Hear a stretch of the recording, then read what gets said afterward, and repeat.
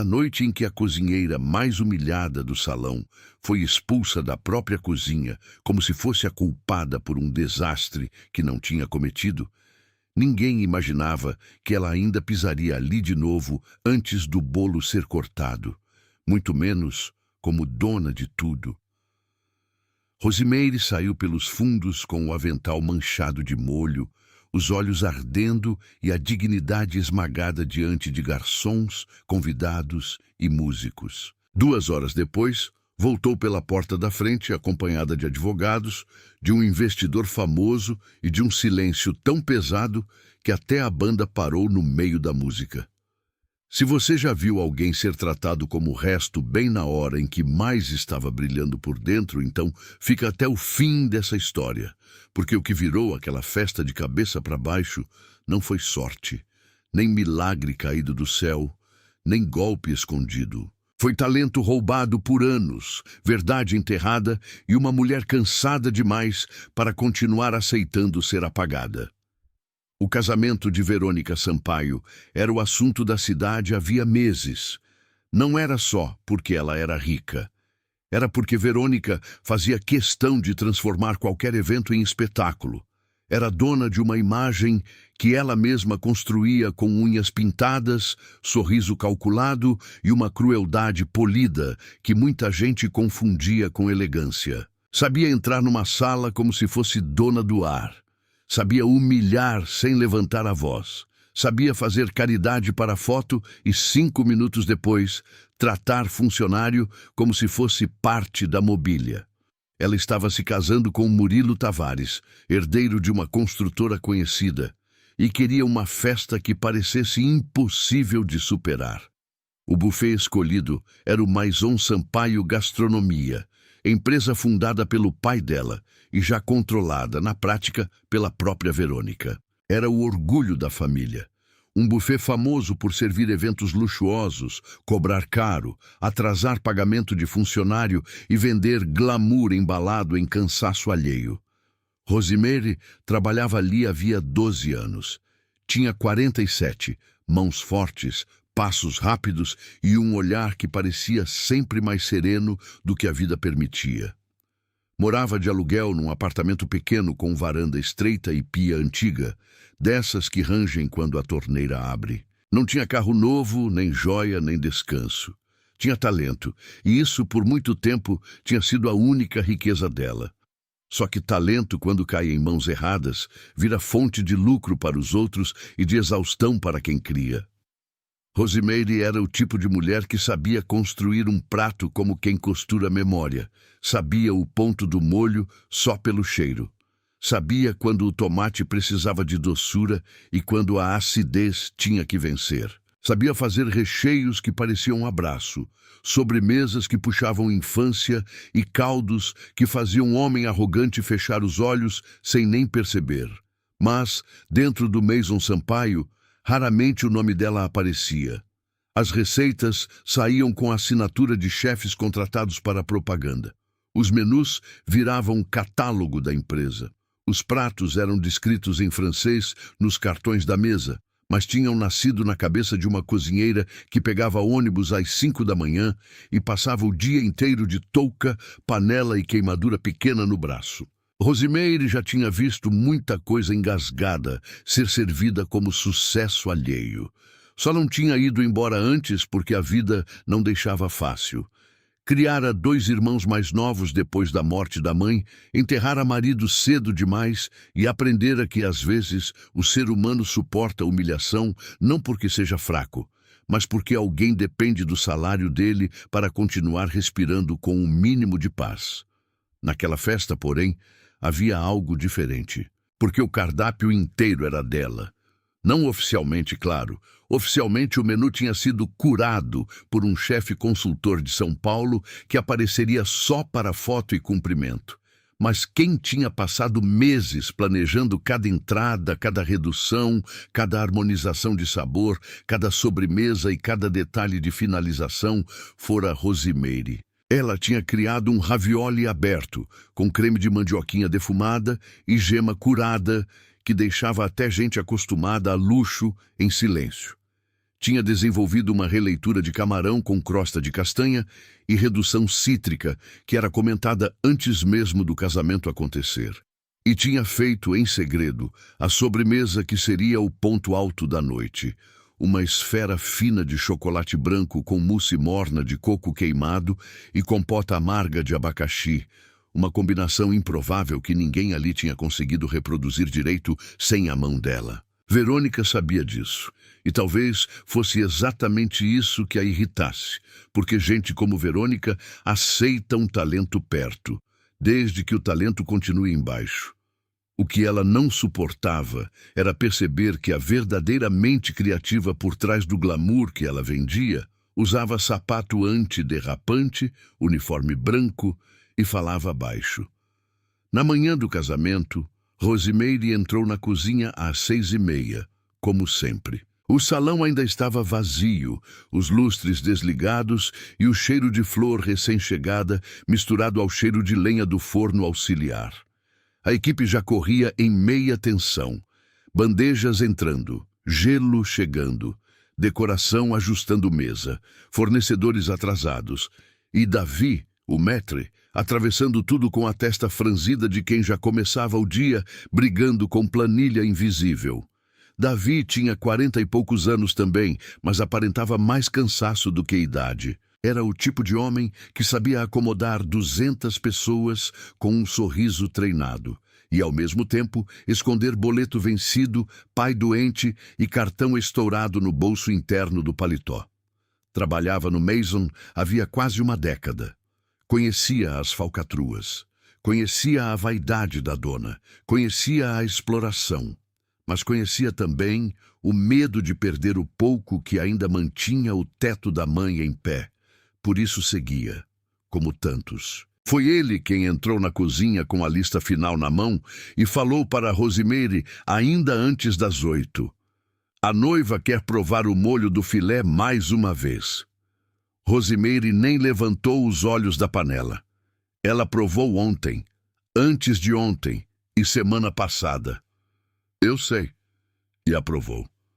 Eu sei. Rosimeire mexeu a colher de pau, respirou e respondeu. Então hoje ela vai comer igual todo mundo. Porque não dá para brincar de aprovação eterna no dia da festa. Davi soltou um riso sem humor. Se eu disser isso, eu não chego vivo no fim da noite. Ela olhou para ele pela primeira vez. Você também tá com a cara pior que de costume. Dormi 3 horas. Tua mãe? Piorou da pressão. Rosimeire apertou os lábios. Você levou no posto? Levei. Agora tô rezando pro resto do mês caber dentro do bolso. Ela sabia o que era aquilo. Sabia tão bem que não ofereceu pena. Ofereceu café. Empurrou a caneca para ele. Bebe antes de cair duro no salão. Davi pegou. Você acha que hoje vai dar certo? Rosimeire olhou a cozinha inteira. As bancadas brilhando. O mise en place alinhado. O forno aquecendo. As travessas organizadas como pequenos exércitos prontos. Vai dar. Porque comida não falha quando é feita com verdade. Ele quis acreditar. Às 10h30, Verônica entrou na cozinha. Sempre que entrava ali, era como se uma câmera invisível viesse junto. O ambiente mudava de posição. O ar ficava mais fino. Ninguém falava normal. Ela usava um hobby claro, maquiagem já quase pronta e o cabelo preso alto, ainda em preparação. Trazia 2 assessoras atrás e um perfume que parecia caro o bastante para ofender quem estava suando. Parou no meio do corredor da cozinha e olhou em volta como quem inspeciona empregados e utensílios no mesmo nível. Quem autorizou esse arranjo de folhas na estação fria? Ninguém respondeu na hora. Rosimeire limpou as mãos no pano e veio à frente. Fui eu. O verde quebra o excesso de bege da bancada e dá frescor visual. Verônica inclinou a cabeça. Você agora também é cenógrafa? Rosimeire respirou. Sou cozinheira. E comida também entra pelos olhos. As assessoras se entreolharam. Davi fingiu conferir copos. A verdade é que Rosimeire sempre soubera responder sem insolência, mas sem rastejar, e isso incomodava mais do que um grito. Verônica aproximou-se da bancada do filé, mergulhou a colher no molho e provou. Fez uma cara neutra demais para ser boa. "Tá forte", Rosimeire respondeu com calma. "Tá no ponto. Eu disse que está forte. E eu estou dizendo que depois do descanso da proteína e da montagem final, o equilíbrio fecha."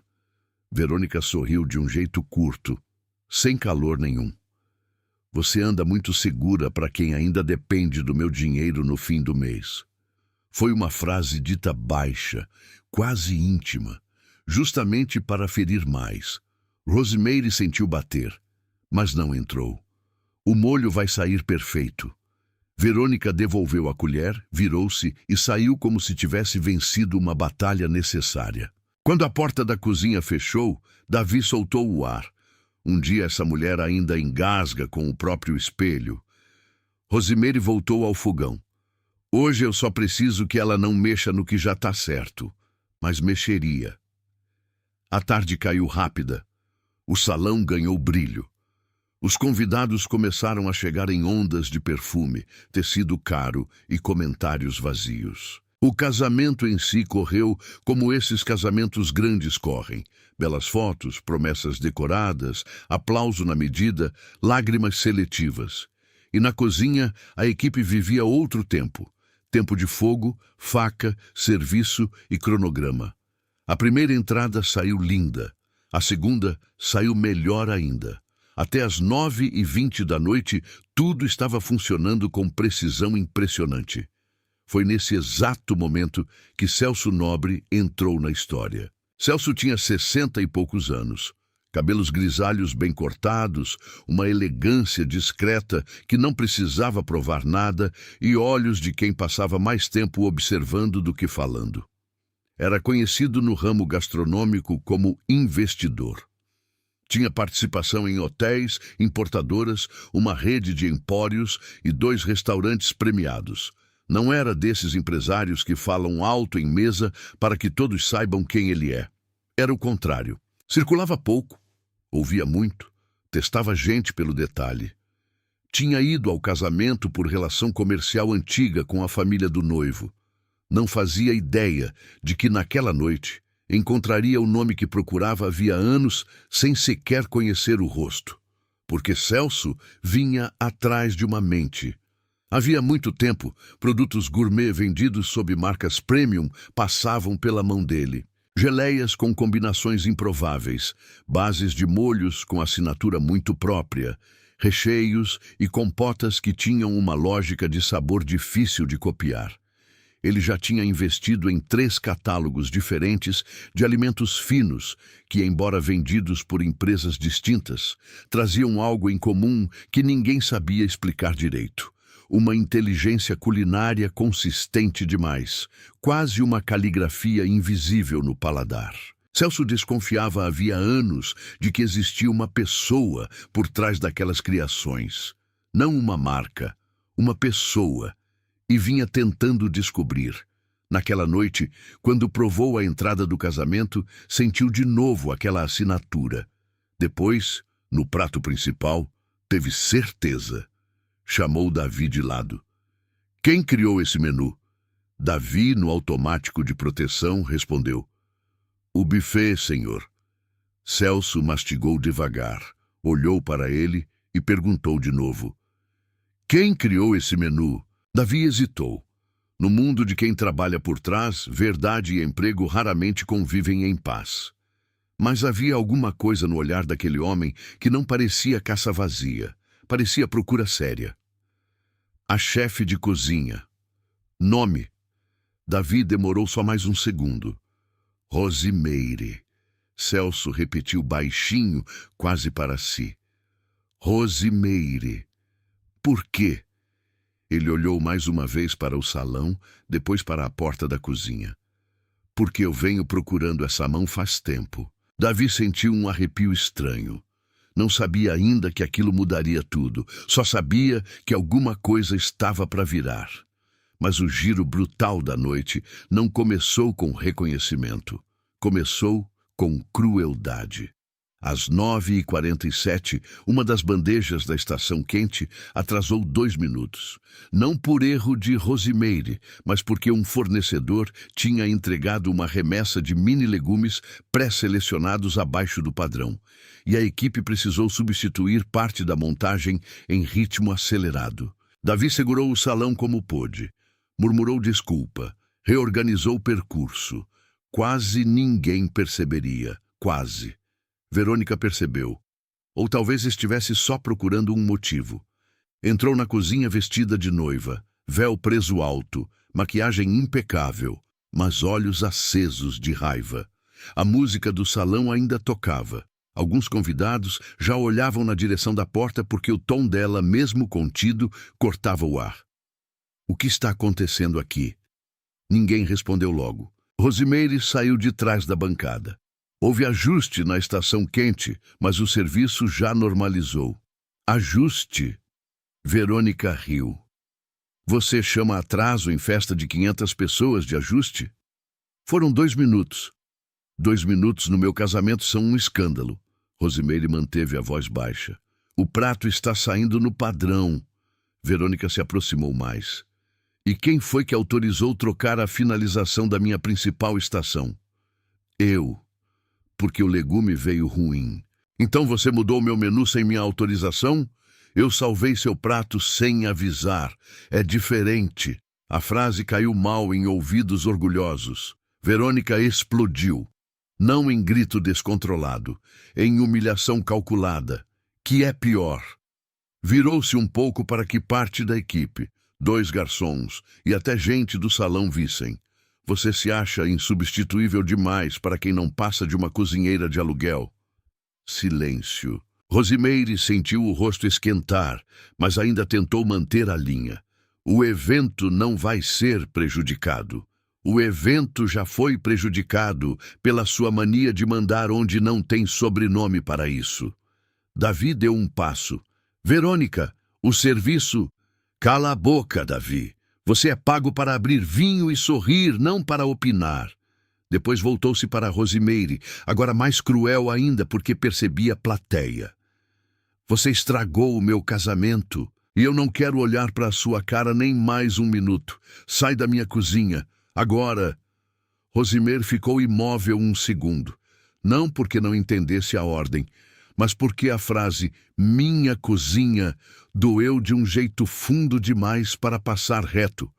Doía porque não era dela, e ao mesmo tempo era a única parte daquela empresa onde o verdadeiro brilho nascia. Doía porque tudo que estava sendo servido naquela festa tinha saído dela. Doía porque, no fundo, Verônica sabia disso. Você está me mandando sair por salvar o prato? Rosimeire perguntou. Estou te mandando sair porque eu mando. E vai assumir o serviço no meu lugar? Verônica sorriu com veneno. Eu assumo até noiva melhor do que você assume panela. Alguns riram de nervoso. Outros baixaram os olhos de vergonha. Foi então que Verônica cruzou a linha final. Sai pela porta dos fundos, como entrou na vida dessa empresa. Se isso te revolta por dentro, guarda mais um pouco, porque a maior virada daquela noite nasceu exatamente do momento em que ela achou que tinha vencido. Rosimeire sentiu alguma coisa endurecer dentro dela. Não foi ódio puro, foi limite. Ela tirou as luvas devagar, dobrou o pano, olhou para a equipe, olhou para Davi, olhou para os pratos que ainda saíam, e sem responder nada a Verônica, atravessou a cozinha inteira em silêncio. A humilhação em silêncio assusta mais do que qualquer barraco. Saiu pela porta dos fundos como mandaram. Do lado de fora, o estacionamento lateral estava úmido de sereno, com cheiro de gás, flor de arranjo e lixo de produção. Rosimeire encostou na parede por alguns segundos. O corpo tremia, não de fraqueza, de contenção antiga. Davi apareceu atrás dela menos de 1 minuto depois. Rosimeire, ela não virou. Volta para dentro. Se você some também, a equipe quebra. Ela não podia fazer isso. Rosimeire riu curto, sem alegria nenhuma. Podia. Acabou de fazer. Eu devia ter falado alguma coisa. E ser humilhado junto não ia mudar o que ela é.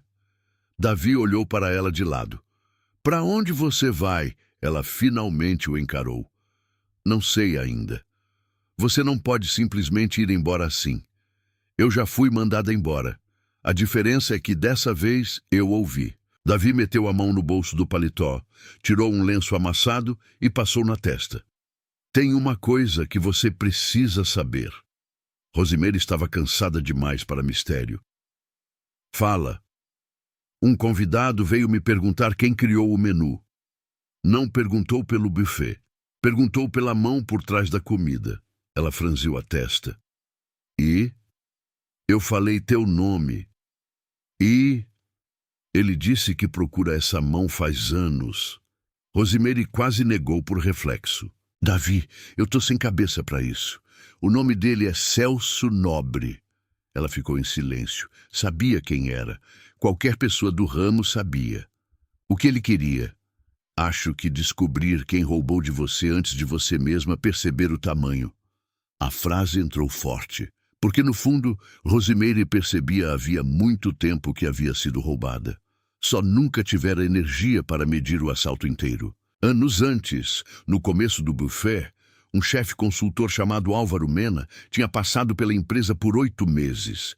Foi ele quem começou a fotografar cadernos, levar amostras, pedir base de receitas, elogiar demais e, pouco depois, aparecer assinando linhas gourmet para marcas que ninguém ali conseguiria acessar. Rosimeire desconfiou. Depois teve certeza. Mas quem acreditaria numa cozinheira contra um nome de mercado? O Maison Sampaio abafou. Verônica fingiu não ver. O assunto morreu por cima e apodreceu por baixo. Celso Nobre, sem que Rosimeire soubesse, vinha cruzando esse mapa havia anos. Davi continuou. Ele está lá fora. Não foi embora. Rosimeire encarou a rua lateral, o portão, o brilho distante dos carros. E o que eu faço com isso agora? Antes que Davi respondesse, Celso apareceu vindo do corredor lateral do jardim, sem pressa, sem pose, acompanhado apenas de uma mulher de blazer escuro, que depois se revelaria sua advogada. Parou a poucos passos. A senhora é Rosimeire? Ela respondeu seca, ainda ferida demais para charme. Sou. Eu sou Celso Nobre. Eu sei quem o senhor é. Ele assentiu. E eu acho que estou finalmente diante de quem eu procuro faz tempo. Rosimeire quase sorriu de cansaço. Hoje não é uma boa noite para elogio de salão. Ainda bem, eu não vim elogiar, vim confirmar. Houve um silêncio curto. Celso então falou como quem junta peças demais para perder tempo com rodeio. Contou que vinha rastreando, havia anos, a origem criativa de um conjunto de produtos gourmet vendidos por terceiros. Contou que identificara padrões de sabor, técnica, assinatura de construção, uso muito específico de acidez e contraste doce-amargo. Contou que o buffet Maison Sampaio aparecia em contratos paralelos antigos, fornecendo bases e protótipos para consultores externos. Contou que o nome do chefe famoso surgia sempre, mas a coerência criativa era incompatível com o trabalho posterior dele.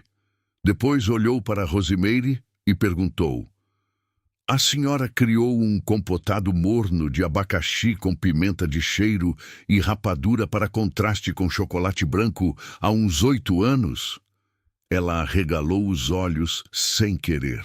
Criei. Criou uma base de molho escuro com redução de café leve e melaço para corte de gordura em proteína bovina? Criei. Criou um recheio de caju com creme salgado de queijo curado, vendido como receita de linha autoral de outra marca. Rosimeire sentiu o sangue correr diferente. Criei.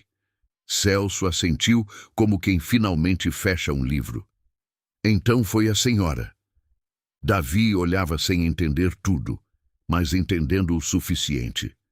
Rosimeire respirou fundo. E se foi? Celso não respondeu na hora. Primeiro tirou do bolso interno um cartão. Depois disse algo que ela jamais esqueceria. Então o dinheiro que andaram fazendo com a sua cabeça nunca foi pequeno. E a humilhação que a senhora acabou de sofrer pode ter acelerado a noite em que isso vai mudar.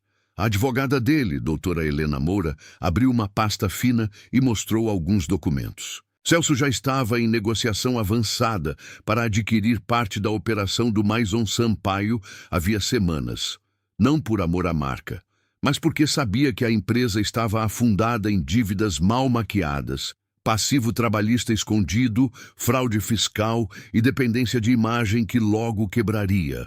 Ele pretendia comprar a estrutura operacional, não a gestão.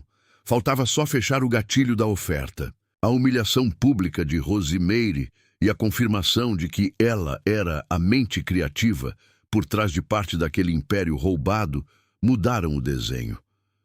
Eu não quero comprar esse buffet para manter a mesma mentira com embalagem nova, Celso disse. Quero comprar a operação e reerguer em cima da pessoa certa, a senhora. Rosimeire quase deu um passo para trás. O senhor nem me conhece. Conheço o bastante para saber que o que serviram hoje tem a sua assinatura. E conheço gente. Gente se revela muito rápido quando humilha quem sustenta o brilho dela. Eu moro de aluguel. Isso pode mudar. Eu nunca administrei empresa. Isso se aprende.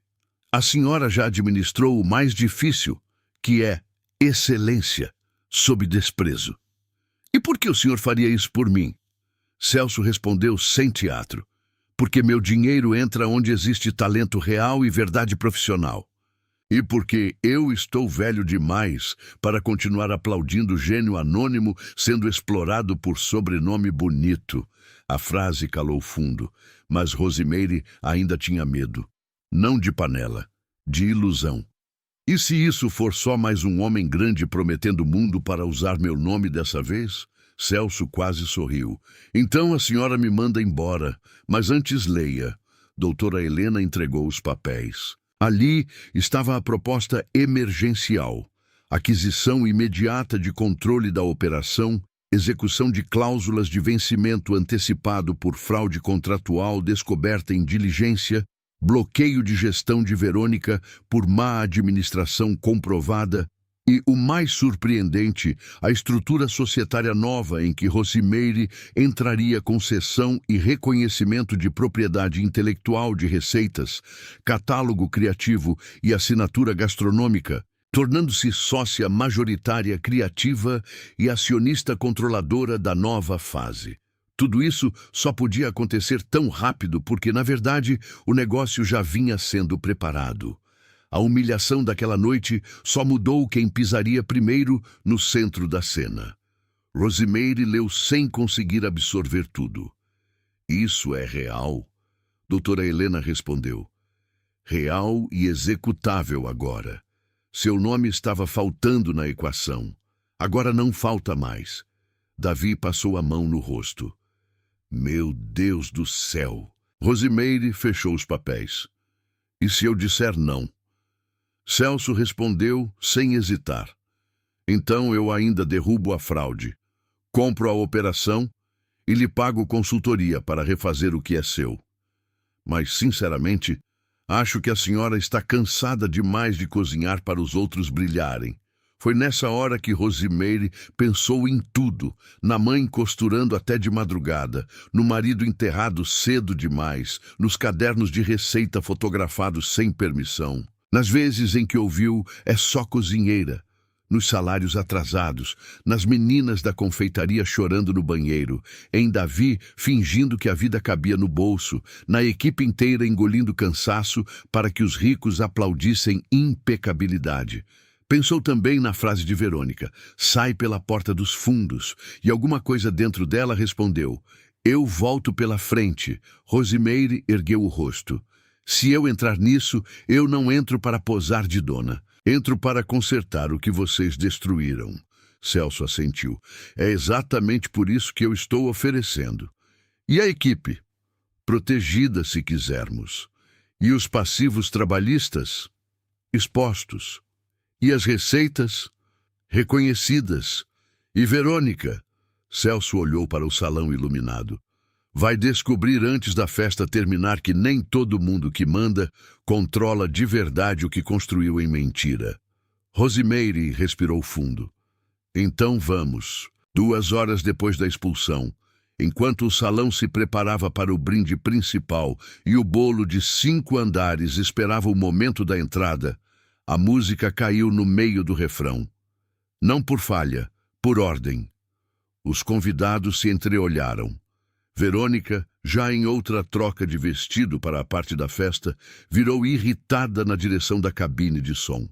Murilo achou que fosse surpresa. Não era. A porta principal do salão se abriu e Rosimeire entrou, ainda com o uniforme branco por baixo do casaco escuro improvisado, ainda com uma mancha de molho seca perto da barra do avental dobrado, mas acompanhada por doutora Helena Moura, por mais 2 advogados, por Celso Nobre e por 2 representantes financeiros que carregavam pastas rígidas. O silêncio foi imediato. Davi, do lado da mesa de espumante, sentiu o coração bater no pescoço. Verônica ficou sem cor. O que significa isso? Celso respondeu antes de qualquer outra pessoa. Significa que a festa vai precisar de uma pequena pausa para uma comunicação formal. Comunicação formal no meu casamento? Especialmente no seu casamento. Murilo, perdido, olhou da noiva para os advogados. Verônica, o que está acontecendo? Ela tentou recompor o rosto. Nada. Isso é algum surto de funcionária ressentida. Rosimeire falou então pela primeira vez, e a voz saiu limpa, firme, sem grito. Funcionária não. A partir de 47 minutos atrás, sócia controladora da operação que mantém essa festa de pé. A frase caiu no salão como copo no mármore. Algumas pessoas riram de puro susto, outras se levantaram. Uma tia do noivo levou a mão ao colar. A banda olhou para o maestro, que olhou para ninguém. Verônica avançou 2 passos. Você enlouqueceu! Doutora Helena abriu a pasta e começou a ler em voz alta, com a calma afiada de quem sabe que o papel é mais forte que o escândalo. Em razão de descumprimentos contratuais graves, fraudes fiscais preliminarmente apuradas, passivos trabalhistas omitidos e eventos de vencimento antecipado previstos em cláusulas de garantia, comunica-se a aquisição emergencial do controle operacional do Maison Sampaio Gastronomia por novo grupo societário, com transferência de gestão imediata e afastamento provisório da administração anterior. Murmúrios. Mais murmúrios. Helena continuou. O novo quadro controlador tem como sócia majoritária criativa e acionista de referência a senhora Rosimeire de Souza Almeida, aqui presente, reconhecida ainda como titular originária de ativos intelectuais, receitas e criações gastronômicas indevidamente exploradas ao longo dos últimos anos. Verônica perdeu o ar. Isso é mentira, isso é impossível. Meu pai nunca... Celso interrompeu. Seu pai assinou garantias que a sua gestão colocou em colapso. E pelo volume de maquiagem contábil encontrado, a senhora deve se preocupar menos com o vestido e mais com seus advogados criminais a partir de amanhã. Murilo olhou para a noiva como quem via uma estranha pela primeira vez. Verônica, maquiagem contábil? Ela virou para ele desesperada. Murilo, não escuta isso aqui. É armação. Davi do fundo quase riu de tão inacreditável que era ver a palavra armação voltar para o lugar de origem. Rosimeire deu mais um passo à frente. Eu fui expulsa desta cozinha hoje à noite, acusada de incompetência, depois de meses sustentando sozinha o cardápio da sua festa. Fui humilhada por salvar um prato que a sua má gestão quase comprometeu. E estou voltando agora não para me vingar do seu casamento. Estou voltando para encerrar o ciclo de roubo e silêncio que vocês chamaram de empresa. Os convidados estavam totalmente rendidos à cena. Não existia mais casamento. Existia verdade ao vivo. Verônica apontou para Rosimeire com a mão tremendo. Você sempre quis o meu lugar. Rosimeire respondeu sem elevar o tom. Não, eu só quis que o meu trabalho parasse de sair com o seu nome. Essa foi a frase que realmente matou a festa. Porque todos ali sabiam, mesmo sem admitir, como funcionava o mundo. Sabiam quantas mulheres de uniforme alimentavam reputações de gente que nunca soube fazer um arroz sem ajuda. Sabiam, só não gostavam de ouvir. Celso, então, pediu que o serviço seguisse normalmente sob coordenação de Davi, agora oficialmente promovido a diretor de salão interino da nova operação. Davi ficou imóvel por um segundo. Eu? Rosimeire olhou para ele. Você, se ainda quiser ficar. Ele quase chorou na frente de todo mundo, mas só endireitou a postura e respondeu. Quero. O salão voltou a respirar de forma estranha, como quem tenta fingir normalidade depois de um terremoto. Alguns convidados foram embora. Outros ficaram só pelo prazer de ver o desmoronamento completo. Murilo se afastou de Verônica. O pai dela, que até então mal aparecia porque já deixara a gestão na mão da filha, foi chamado às pressas e chegou tarde demais para impedir. A imprensa ainda não sabia, mas saberia logo. Só que o momento mais forte daquela noite não foi jurídico, foi humano. A equipe da cozinha, uma a uma, começou a olhar para Rosimeire de outro jeito, não com medo novo, com dignidade devolvida. A confeiteira mais jovem foi a primeira a chorar.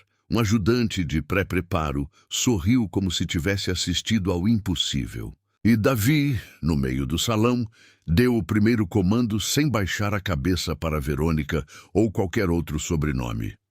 Serviço continua, mas agora do jeito certo. Rosimeire entrou de novo na cozinha. Dessa vez, ninguém mandou sair. Ela caminhou entre as bancadas, como quem atravessa um pedaço de vida que ainda doía, mas já não a possuía do mesmo modo. Tocou a borda da panela do molho do filé. Conferiu a sobremesa final. Endireitou a postura de um auxiliar nervoso. E por um segundo muito íntimo, encostou as mãos na bancada de inox e deixou uma lágrima cair. Não de humilhação, de fim de cativeiro. A madrugada foi longa. O casamento terminou pela metade. O buffet, não. Nos dias seguintes, a cidade ferveu.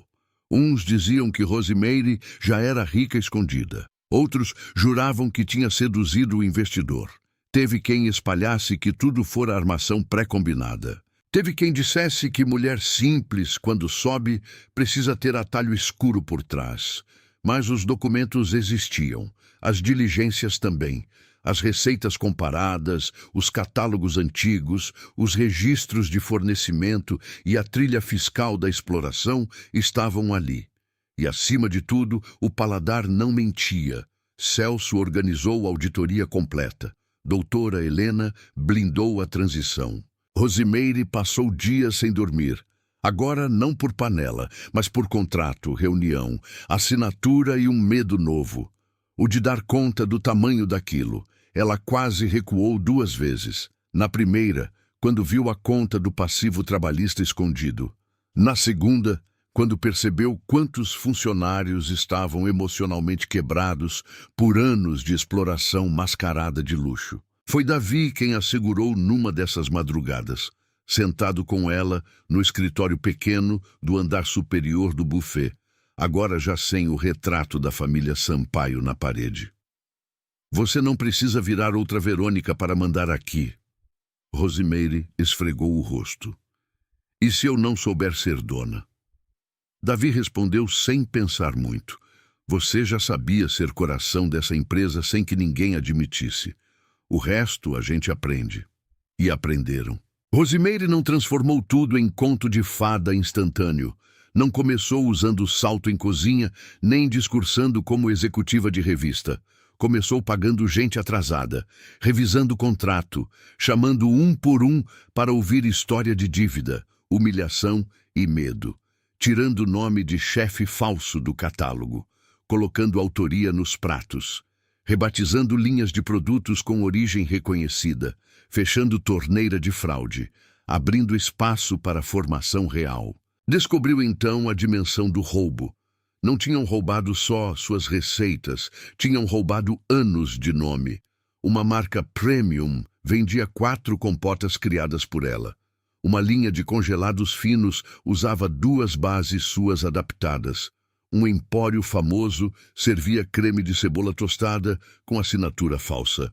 Até o recheio de casamento mais pedido da cidade saía de uma técnica nascida no caderno amarelado que Rosimeire guardava em casa, entre conta de luz e receita antiga da mãe. Celso a olhava crescer com um respeito quase silencioso. Nunca tentou ocupar o centro, nunca a tratou como mascote de superação, nunca a chamou de fenômeno, chamava de sócia.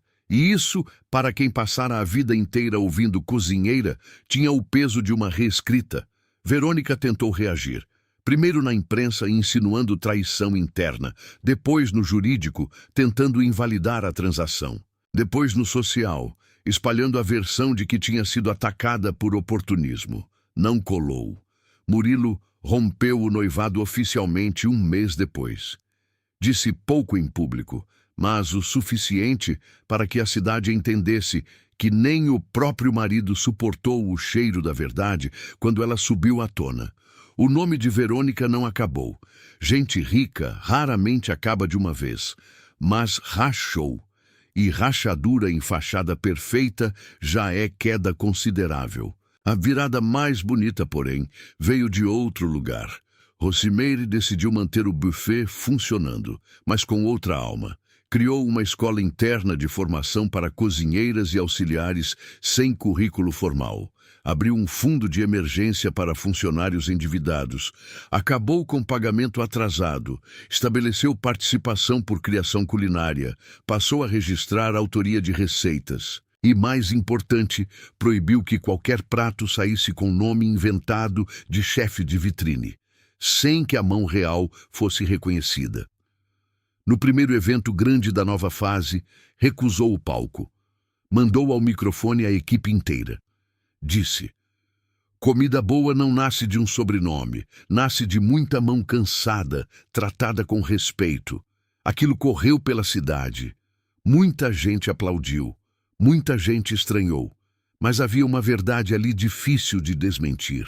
Meses depois, Rosimeire recebeu em casa uma caixa pequena. Dentro, um guardanapo bordado com o monograma antigo do Maison Sampaio e um bilhete de Davi. O dia em que te mandaram sair pela porta dos fundos foi o mesmo dia em que essa empresa começou a merecer outra história. Ela chorou, sentada à mesa da cozinha pequena do apartamento que ainda não tinha pressa de abandonar. Porque não era a pressa de mudar de bairro que a definia.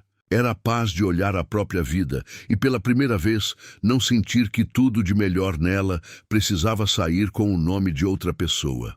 Com o tempo, comprou uma casa, não gigante, mas com uma cozinha de verdade, bancada larga, janela boa, mesa grande o bastante para caber gente e um pé de manjericão no quintal que ela mesma cuidava. Levou o caderno da mãe para lá, levou o avental antigo, lavado e guardado, e levou também a memória daquela noite, a humilhação, o estacionamento, o contrato, a volta.